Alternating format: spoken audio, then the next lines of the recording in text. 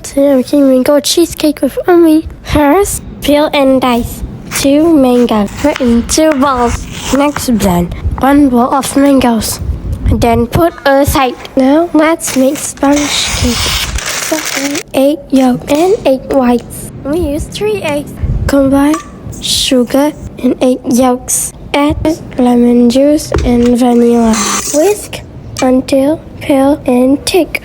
Add butter, then flour. Next, let's make 8 whites meringue. Then fold in both mixture until fully combined.